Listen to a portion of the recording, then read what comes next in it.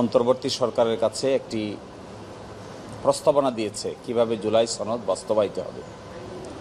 এই জুলাই সনদ বাস্তবায়নের এই পরামর্শ দেওয়ার পর থেকে বিভিন্ন জন বিভিন্ন ব্যাখ্যা দিচ্ছেন, যার মধ্যে একটি বড় অংশই আছে সঠিক ব্যাখ্যা নয়।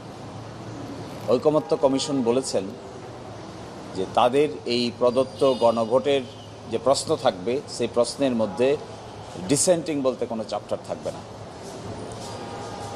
ঐকমত্য কমিশনে যখন আলোচনা হয়েছে তখন সকলেই তার মতামত প্রকাশ করেছে। কোনো কোনো বিষয়ে কেউ কেউ দ্বিমত পোষণ করেছে। এই বিষয়গুলো জুলাই চার্টারে অন্তর্ভুক্ত আছে। তা থাকা সত্ত্বেও ঐকমত্য কমিশন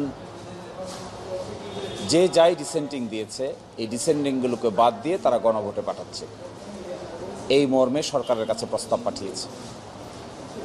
তাহলে এই যে ডিসেন্টিং সহ গণভোট হবে কেন? ডিসেন্টিং সহ যারা গণভোটে পাঠাতে চান তারা তো আলটিমেটলি সংস্কার প্রক্রিয়াটাকেই অস্বীকার করছে। ডিসেন্টিং হয়েছে এনসিসিতে, ন্যাশনাল কনস্টিটিউশনাল কাউন্সিল। ডিসেন্টিং হয়েছে উচ্চকক্ষে পিআরের ভিত্তিতে গঠনের ব্যাপারে। ডিসেন্টিং হয়েছে এক ব্যক্তি প্রধানমন্ত্রী এবং দলীয় প্রধানমন্ত্রী থাকতে পারবে না এই বিষয়ে। ডিসেন্টিং হয়েছে জামাত ইসলামীও ডিসেন্টিং দিয়েছে কয়েকটা বিষয়ে। তো আমরা যেগুলোকে ডিসেন্টিং দিয়েছি, অন্যরা যেগুলোকে ডিসেন্টিং দিয়েছে, সব ডিসেন্টিং উঠিয়ে ঐকমত্য কমিশন তার রুলিংয়ের মাধ্যমে পাঠিয়েছে গণভোটের জন্য। এটাই প্রস্তাব করেছে।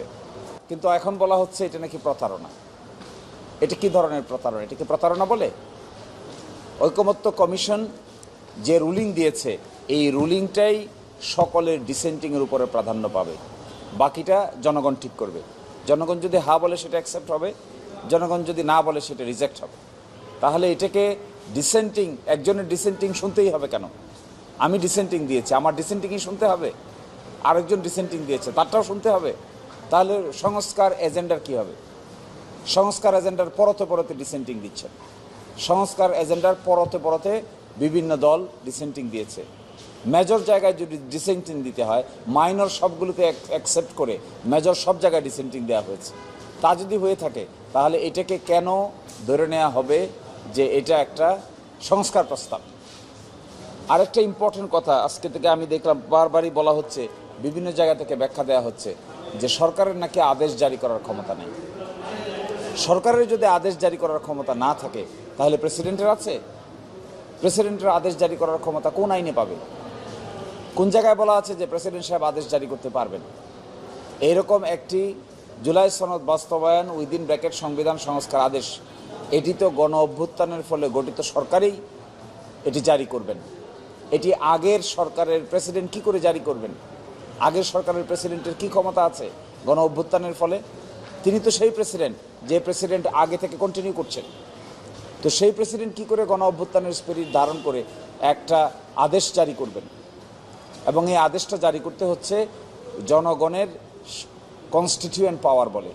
তো কনস্টিটিউয়েন্ট পাওয়ার বলে যে আদেশ জারি করা হবে সেটা গণ অভ্যুত্থানের সরকারকেই জারি করতে হবে, প্রেসিডেন্ট জারি করার কোনো এখতিয়ার থাকবে না। ফলে এই সমস্ত বিষয় নিয়ে আমরা যে কথা বলতে চেয়েছি সেটি হলো, জুলাই সনদ বাস্তবায়নের জন্য যে প্রপোজালটা দিয়েছে এই প্রপোজালটা যদি ইন ইটস এন্টায়ারিটি পুরাটা সহ বাস্তবায়িত না হয়, সরকার আদেশ জারি না করে, কিংবা পরবর্তী গণভোটে এগুলোকে অ্যাপ্রুভ করা না হয়, তাহলে সংস্কার প্রক্রিয়া করা আর না করার মধ্যে কোনো পার্থক্য থাকবে না। আর যারা ডিসেন্টিং দিয়েছেন বলছেন, যে দলই দেখ না কেন, এই ডিসেন্টিংকে বাদ দিতে বলছেন, তারা প্রকৃত অর্থে সংস্কার প্রস্তাবটাকে ফ্রাস্ট্রেট করছেন। একটা সংস্কার প্রস্তাবের সঙ্গে আপনি একমত নাও হতে পারেন, জনগণ তো একমত হতে পারে, মানুষ তো একমত হতে পারে। তাহলে সেই জায়গায় কেন এটাকে অ্যালাউ করা হবে না? এই জন্য আমরা মনে করি সরকারের বাইরে সরকারই এই আদেশ জারি করতে হবে, সরকারেরই এখতিয়ার আছে, সরকারই গণ অভ্যুত্থানের সরকার, তারা এই আদেশ জারি করলেই এটা অ্যাপ্রোপ্রিয়েট আদেশ হবে।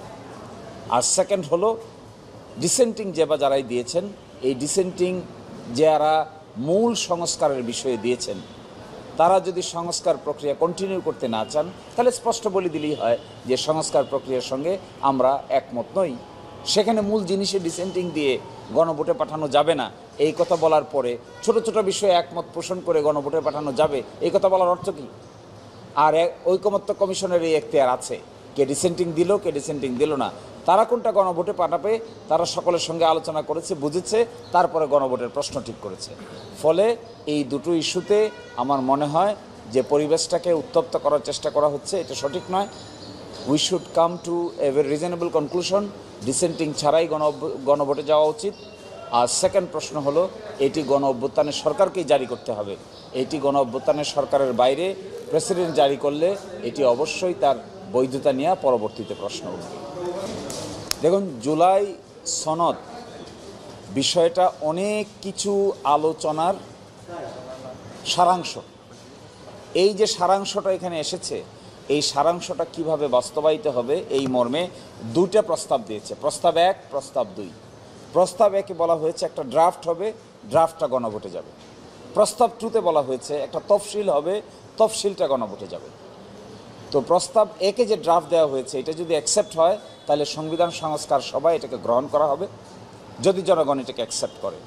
আর প্রস্তাব 2-তে বলা হয়েছে তফসিলে উল্লেখিত বিষয়ে যদি পাশ হয় গণভোটে তাহলে এটাকেও অ্যাকসেপ্ট করা হবে সংবিধান সংস্কার সভায়। সংবিধান সংস্কার সভা অ্যাকসেপ্ট করার পরে সংবিধান সংস্কার সভার দায়িত্ব এখানেই শেষ বলে গণ্য হবে। পরবর্তীতে সাধারণ যে পার্লামেন্ট থাকবে সেই পার্লামেন্ট তার যাত্রা শুরু করবেন। একটা গণ অভ্যুত্থানের পরে এইরকম একটা সংস্কার প্রস্তাব নেওয়া হবে, এটা পাস হবে, এটাই তো স্বাভাবিক, এটাই এক্সপেক্টেড। কিন্তু সেই এক্সপেক্টেডের জায়গাটুকুকে এখন মনে হচ্ছে বাংলাদেশে একটা স্বাভাবিক সুস্থভাবে 5 বছর পর পর নির্বাচনের মাধ্যমে যেভাবে সরকার পরিবর্তন হয় এইভাবেই মনে হয় পরিবর্তন হয়েছে। That was A misunderstanding. একটা গণ অভ্যুত্থান তো হয়েছে, হাজার হাজার মানুষ মৃত্যুবরণ করেছে, হাজার হাজার মানুষ সেখানে পঙ্গু হয়েছে। এরপর একটা রিফর্মের এজেন্ডা আসছে, সেই রিফর্ম এজেন্ডাটা অ্যাকসেপ্ট হয়েছে, কেউ কেউ দ্বিমত পোষণ করেছেন। তো রিফর্ম এজেন্ডা আমি দ্বিমত পোষণ করলাম, তাই বলে কি রিফর্ম এজেন্ডা মানুষের কাছে যাবে না? আমি দ্বিমত পোষণ করলাম সংস্কারের ব্যাপারে কোনো এজেন্ডায়, তাই বলে কি মানুষ ভোট দেবে না? মানুষ কি গণভোটে সেটা অ্যাপ্লাই করতে পারবে না? ঐকমত্য কমিশন বলবে নাকি যে কে ডিসেন্টিং দিয়েছে কে ডিসেন্টিং দেয় নাই? ফলে এখানকার বিষয়টা স্পষ্ট, ঐকমত্য কমিশনকে ব্লেম করার যে পদক্ষেপ নেওয়া হচ্ছে আমি মনে করি এটা ঐকমত্য কমিশন যে কষ্ট করে পরিশ্রম করে এত সময় নিয়ে একটি ডকুমেন্ট তৈরি করেছে এটার প্রতি সম্পূর্ণ ডিসরেসপেক্ট সহ করা হচ্ছে, অসম্মান সহ করা হচ্ছে, অশ্রদ্ধা করা হচ্ছে। আমাদের সকলকেই শেষ পর্যন্ত জুলাই অভ্যুত্থানের প্রতি ওই স্পিরিটের প্রতি আমাদের সকলেরই খেয়াল রাখা দরকার, যেন এটা কোনোভাবেই ব্যাহত না হয়। আপনি দেখবেন অযথা যে ঐকমত্য কমিশনের দিনের পর দিন আলোচনা হয়েছে 1 বছরের সময় ধরে, এখন বলা হচ্ছে ঐকমত্য কমিশন নাকি প্রতারণা করেছে। কি প্রতারণা করলো? আমরা পার্টিসিপেট করেছি সেখানে। We participated for a long standing period of hours and days, months after months, together we discussed. এখন বলা হচ্ছে প্রতারণা করেছে। নিজের কথা শুনলেই আর প্রতারণা হবে না, আর কথা না শুনলেই প্রতারণা হয়ে যাবে। কেন কথা শুনতে হবে ঐকমত্য কমিশনকে? ঐকমত্য কমিশন তার সিদ্ধান্ত আমাদেরকে জানিয়েছে, যা আলোচনা হয়েছে এই ব্যাপারেই তো সিদ্ধান্ত নিয়েছে। এখন প্রশ্ন হলো, আমি মতদ্বৈততা করেছি একটা বিষয়ে, আমার মতদ্বৈততা ঐকমত্য কমিশন শুনে নাই, নাও তো শুনতে পারে। ঐকমত্য কমিশন আমার মতদ্বৈততা পুরোপুরি শুনবে কেন? জামায়াত ইসলামী এখানে মতদ্বৈততা করেও ডিসেন্টিং নোট দিয়েছে। কোথায়? আমাদের ডিসেন্টিং নোট তো ঐকমত্য কমিশন শুনে নাই। তাই বলে তো আমরা ঐকমত্য কমিশনকে এটা বলছি না যে তারা প্রতারণা করছে, নাও তো শুনতে পারে। কমিশনের তো এখতিয়ার থাকতে হবে। একটা কমিশন যদি তার সিদ্ধান্ত নিতে না পারে, আমাদের বিরুদ্ধে সিদ্ধান্ত নিলেই আমরা এটাকে প্রতারণা বলে আখ্যায়িত করি, তাহলে তো কমিশনকে ফাংশন করবে কি করে এটা সামনের দিকে অগ্রসর হবে? আর যখন পক্ষে বলা হবে তখন ঐকমত্য কমিশন সঠিক সিদ্ধান্ত নিয়েছে, আর যখন বিপক্ষে বলা হয়েছে তখন ঐকমত্য কমিশন নাকি প্রতারণার আশ্রয় নিয়েছে। আমি মনে করি যে দলেই হোক না কেন, আমরা যারা পার্টিসিপেট করেছিলাম, কেন আমি এই কথা আপনাদেরকে বলছি, কারণ লং স্ট্যান্ডিং পার্টিসিপেট করেছি আমি নিজে, সেখানে আমরা যে সমস্ত মতামত দিয়েছিলাম ঐকমত্য কমিশন ওই মতামতের কিছু অংশ ডিলিট করে দিয়েছে। হতেই পারে আমরা যে মতামত দিয়েছি এটার কিছু অংশ ডিলিট করার এখতিয়ার তো ঐকমত্য কমিশনে আছে, তারা চাইলে এটা ডিলিট করতে পারে, অ্যাকসেপ্ট নাও করতে পারে। একইভাবে অন্যান্য দলেরও কিছু বিষয় ঐকমত্য কমিশন অ্যাকসেপ্ট করে নাই, করতেই পারে।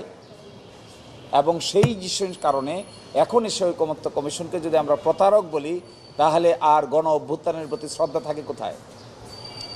সরকার এবং সিস্টেমের প্রতি নতুনত্ব থাকে কোথায়? এই জন্য আমরা বলছি এই ধরনের টার্ম শব্দ ব্যবহার না করে বরংস আরও অনেক বেশি সোভার আন্ডারস্ট্যান্ডেবল ডিসকাশনে আসা উচিত, অন্যথায় এভরিবডি উইল বি ইন